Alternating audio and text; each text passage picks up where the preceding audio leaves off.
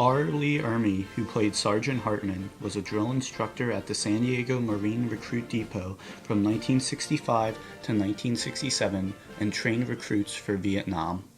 Any drill instructor was down there in 1965, 1966. That's exactly the way the drill instructor's demeanor was. There was no punches pulled.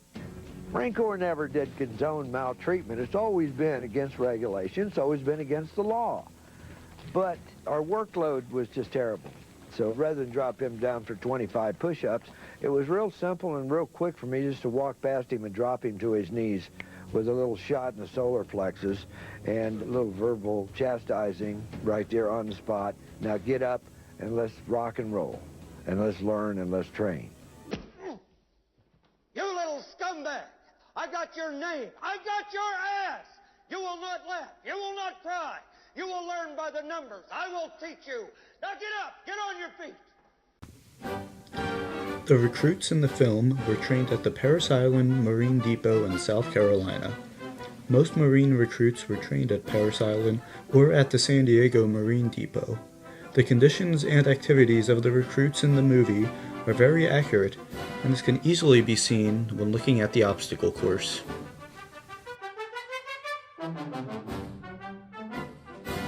After the recruits graduate, the film focuses on Joker, who becomes a reporter and journalist for the American military newspaper Stars and Stripes. Joker is told by an editor to increase the body count of Viet Cong soldiers killed. This is a real tactic that the United States used to make it seem like they're winning the war.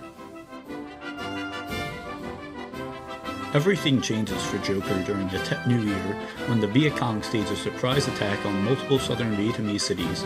In real life, the Tet Offensive is the turning point of the Vietnam War. In the movie, it is a turning point for Joker, as he must now partake in an offensive to take back the imperial city of Hue.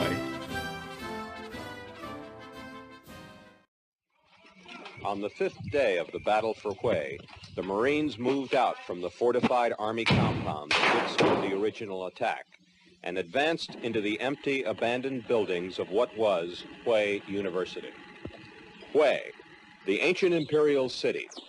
It is to Vietnamese what Old Boston is to Americans, where many of its country's leaders are born or educated, where many returned to celebrate Tet a week ago when the fighting began, where many remain hidden in the unknown interior of the resistance.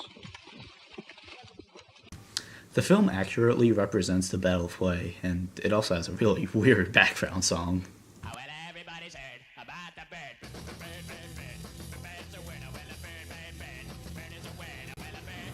A main issue with the scene is that it is filmed out of the condemned Bac Ninh Gas Works in Merton. Despite being a city in a war zone, Vietnam is still lush. If you saw in the CBS footage, it is still green, there is still plants. Also, it's in a city, so there are people that live there. There are more buildings and residential areas. I'm not sure if they decided to overemphasize the destruction caused by the fighting, or if they were just limited by the budget.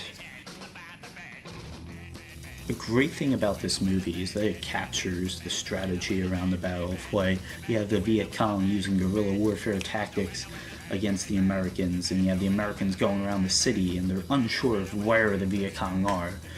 For instance, at one point in the movie, Joker and soldiers encounter a sniper, and they're at a stalemate because they don't know where the sniper is.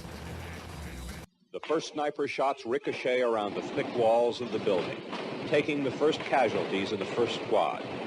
The snipers, maybe only 2 or 3, are invisible in the buildings beyond the wall, but there is also a machine gun down the street to the left. They have covered every angle but the few feet of dirt and cactus behind this wall and the one 40 feet ahead.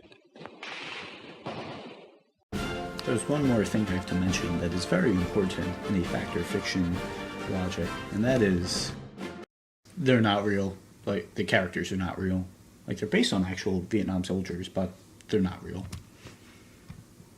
With that said, thank you for watching, everyone. Overall, I think this movie gets a nice B+ for historical accuracy.